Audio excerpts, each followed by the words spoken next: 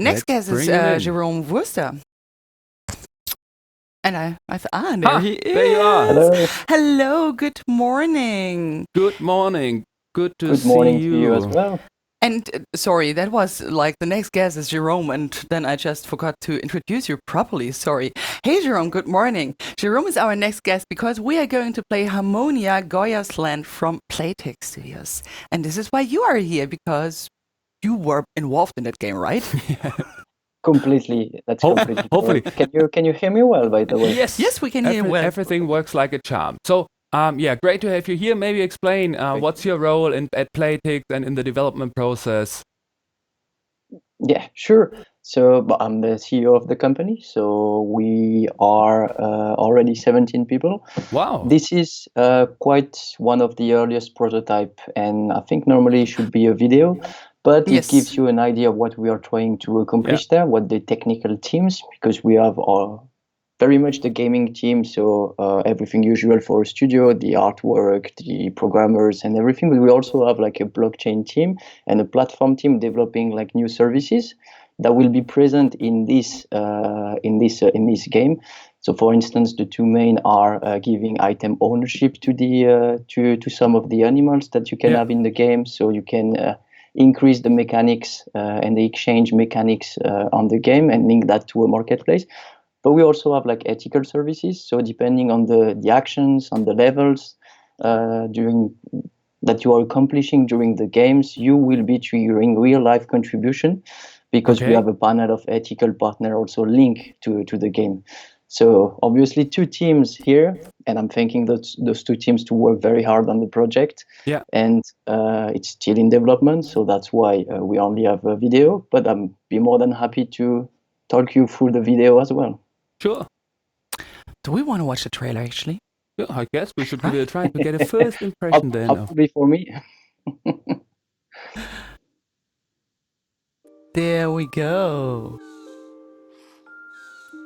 So the graphics are a bit old, but are more than I will comment maybe later on, and I will just let you watch.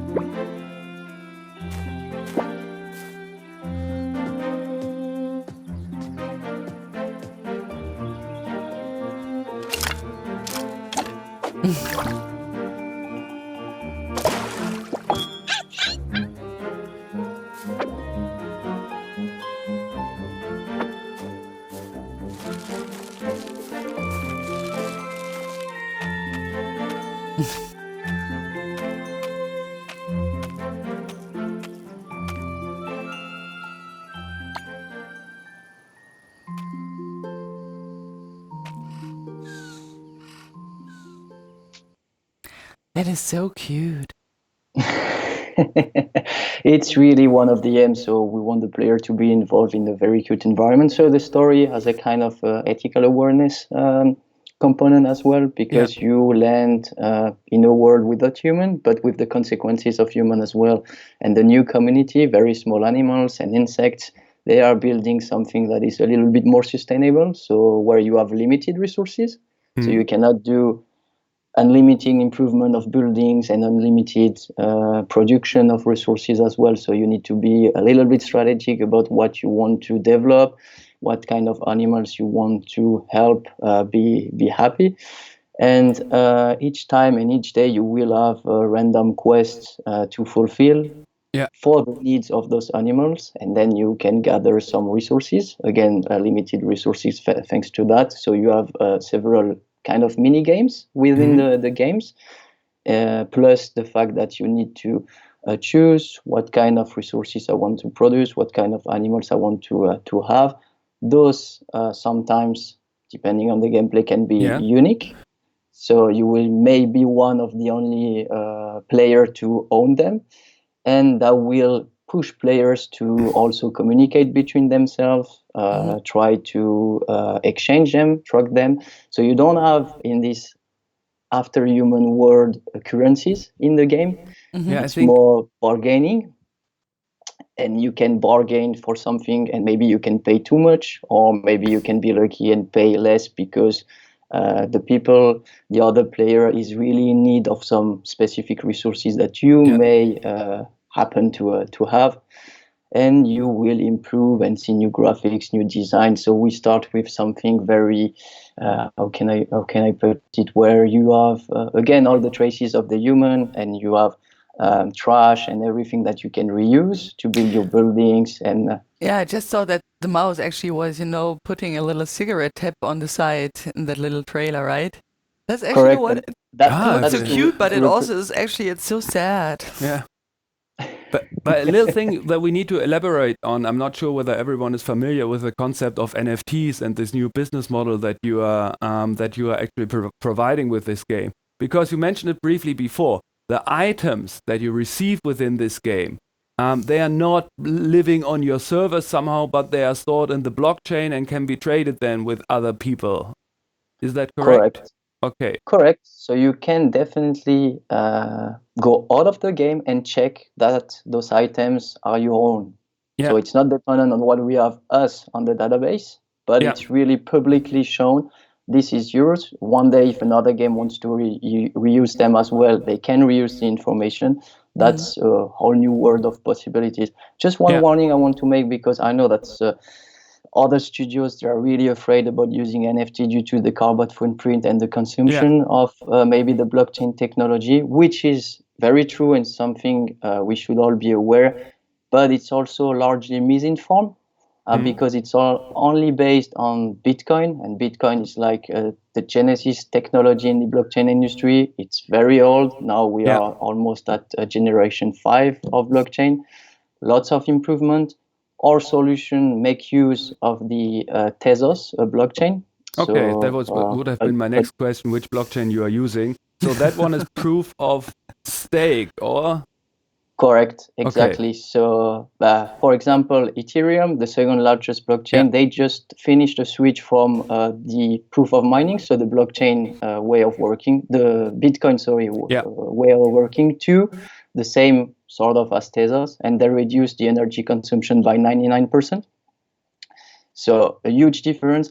And on top of that, we are optimizing the use that we do of the blockchain. So we are still in process of comparing what is the consumption of a normal item just on the database of some studio versus an item that is used by us with the Tezos blockchain. But our guess for now, we are compiling the final number. It's not much different. Yeah. But thanks to the blockchain and the tracking, we are able to engage with our ethical services people, because when you are doing those quests, when you will be in the water area, because we have a partner that is cleaning ocean as well, you will be able to see really your actions on an individual level because of what you did in the game. Yeah. So if you account for that as well, the energy consumption is really negative, and engaging players in all those issues is something that we really want. I didn't expect to have such a deep discussion about blockchain technology. Me neither. NFTs in the morning, but it's fine, because I'm really into business models and how this industry is evolving. And I mean, what we are talking about here right now, the trend the last year was about free-to-play games, where suddenly you don't have to pay to enjoy great content. And now we are talking about even play-to-earn. I mean, which means you play the game, you get items, you can trade these items and get real money for it. For example, all the stuff that happened in the good old times at Diablo 2, where you met in a shady corner of the game because you bought a sword on eBay or something, and then you have to meet this person. No, actually, I didn't do this. I grinded everything myself in Diablo, but some people... I bought it all the time, to be honest. That's always a need that players had to really like monetize the time that they have in the game. But it was a shady marketplaces. It was not secure. So that's why obviously the publisher, they didn't want those marketplaces to still exist. And I totally understand them. But now we have the technology to really fulfill this need. So blockchain, smart contract, this really adds up. So you don't have to meet in shady corners on servers in the world and hand over swords versus other items to be possible to do that. One question would be, okay, if I want to play the game, I guess I need a wallet somewhere, or are you offering this as well? Or can I play the game without the NFT part in it somehow? I mean, how to make it as accessible as possible for the audience?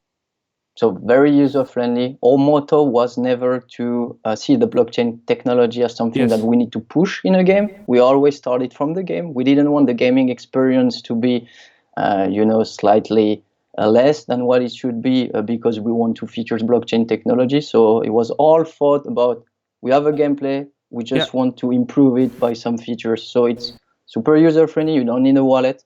There is no cryptocurrency. That's something we didn't want in a game, and we managed to develop a solution without that, because then you have the volatility, a link to the cryptocurrency, and it can bother the players, and that's not something we want.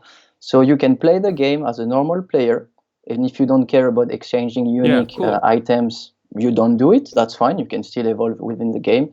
If you are aware of that and you want to trade them, you don't even know. You don't even need to know that they are NFTs. You can just trade them. And if you are really aware of the technology, of course, you can find explanations and try to deep dive even more. Yeah. Great. I mean, this is really, I'm a strong believer that this will really change the industry within the next years, all the NFT stuff and also blockchain.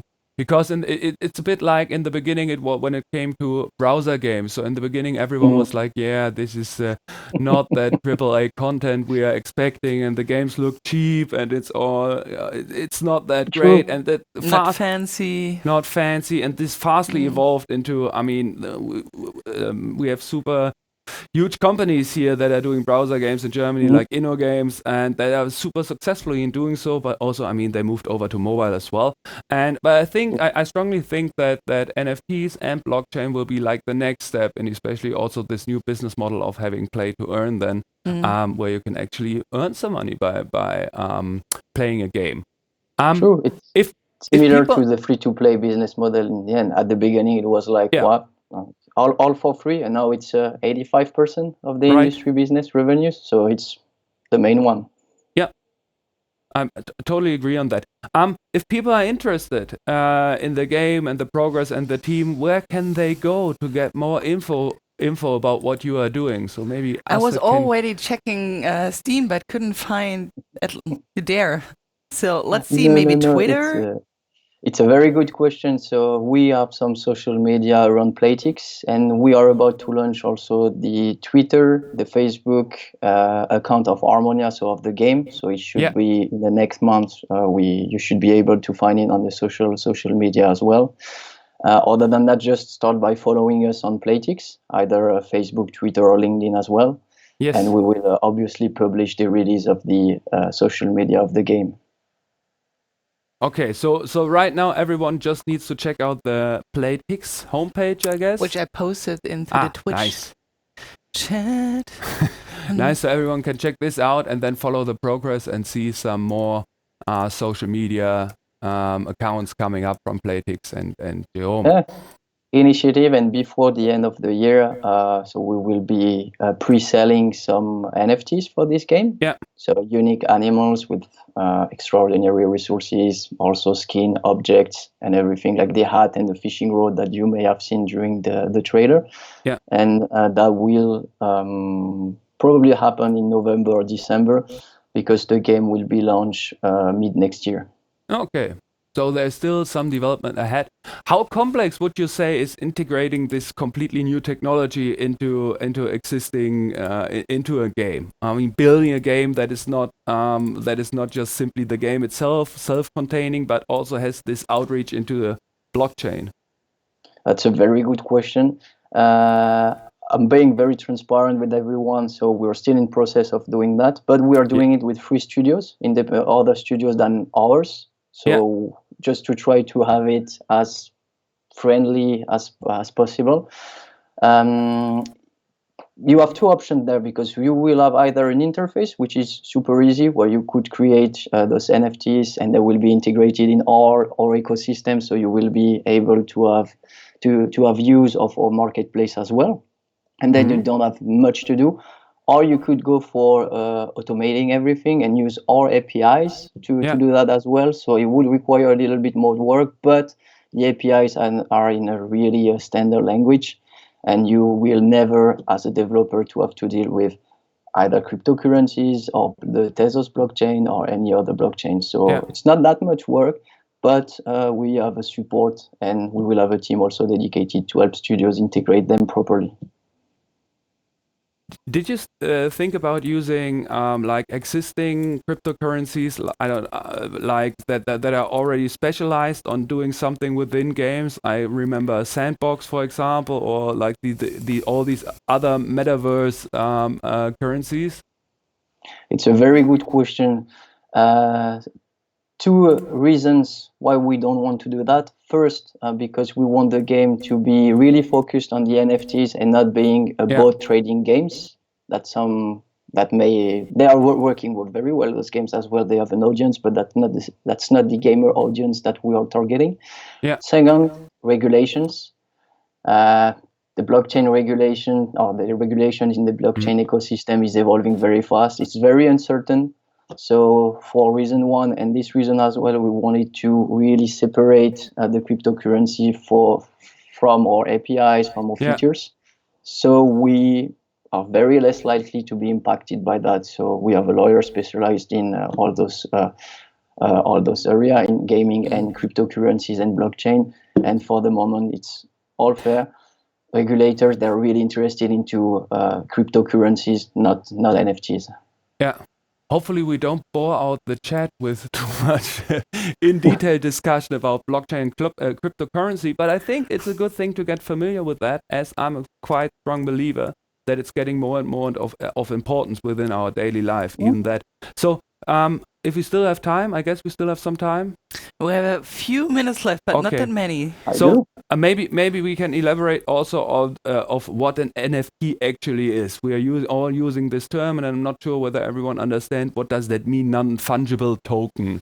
Could you share some info on that, please?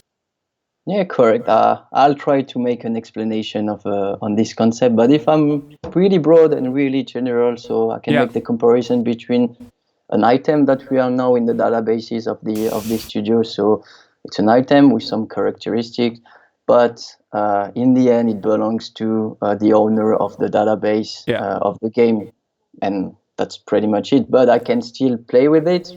But basically, this owner of the database, or the studio or the publisher, is lending me the right to have it for myself in the game. That's like when the company closes down the game, you lose all the stuff that is inside of it. Yeah, it's like if Zara, for instance, you bought a T-shirt from Zara. Zara is bankrupt, and then your T-shirt disappears. Yeah, that would be quite bothersome. Yeah, I agree with that.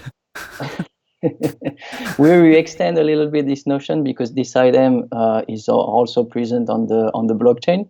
So you can, without going through the database of the studio or ours, if we're talking about our game, you can really check that this item with this characteristic, copy 1 out of 10, for instance, with this design, with this color, with the experience 97, is yours. So you can justify that's yours. If you want to put it on the marketplace, you can do it. And for instance, if we were about to be bankrupt, you could still save some value of this item because you were really good at it. It has evolved in a good way. You know that there is a demand for this item. So either you can still sell it on the marketplace, even if the game is down and you cannot play anymore with it in the game, but it's still yours. And potentially also another game studio could, or individual developers, they could create a new game based on those items as well. So you didn't lose like all the value that you're creating by spending time using this item in a game. don't know if that gives a little bit of overview. Yeah, definitely got it. You know what? Actually, now I have so many questions, but our time is up. Yeah, But I think, you know what, Jerome? I would like to catch up with you maybe, next week to talk that would about be a micro. pleasure. Yeah, That because, would be my now pleasure, so please we're do running it. out of time. And unfortunately, I actually already have to say goodbye. But, since this topic is like so unusual, actually, and so new for many of us, I totally think that we need to get back in contact again about that. That Thanks would a be lot, my Jerome. pleasure. So please do Thanks so. a lot for being with us, showing the game, talking about the game, spreading some light on the blockchain technologies. Giving us so much insights. Yeah, that was very helpful, Thank you for your time. Please, let's do catch up next week. I'll be available whenever you want to. Thank you so much. I hope you're going to enjoy your last day of this year's devcom. The last day already. Already. So anyone who has a Pine ticket can actually also visit Jerome in this year's devcom NRW Indie Expo, because Jerome has a little cute booth there as well. Yeah, I guess that's the point where you say goodbye. Thanks a lot for being with us. Thanks again for Talk to having you me, soon. and have a good day. Bye-bye, Bye-bye. Jerome. Bye-bye.